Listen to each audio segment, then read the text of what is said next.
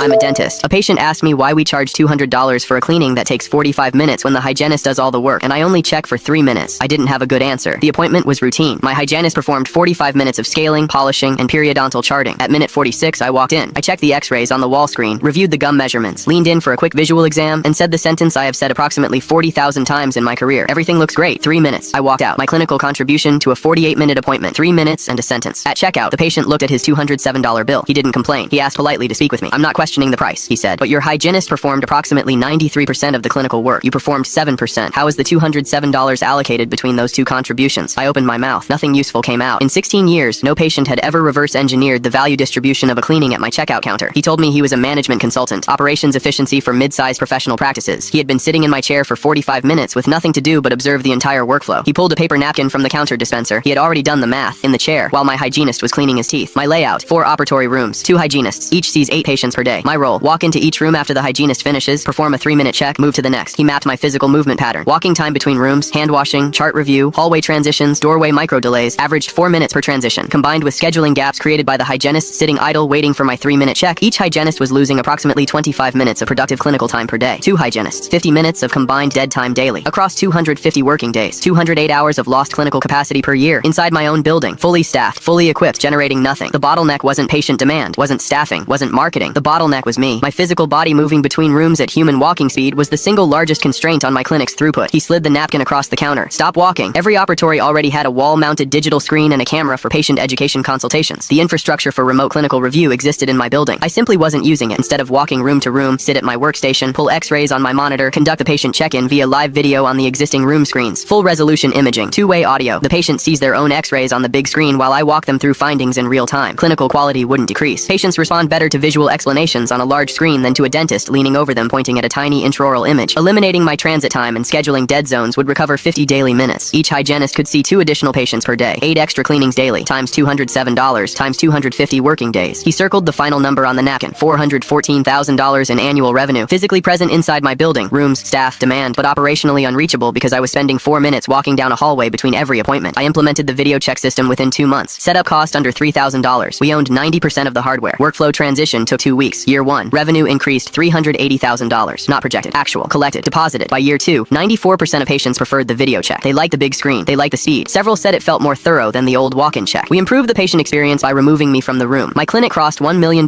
in annual revenue for the first time in its history. I sent the consultant a handwritten thank you and offered free dental care for life. His reply arrived a week later. 1 paragraph. I appreciate the offer, but I would rather you hire me officially. My consulting rate is $400 per hour, which, as you now understand, is significantly cheaper than the cost of your inefficient 3-minute walk. I hired him the following Monday.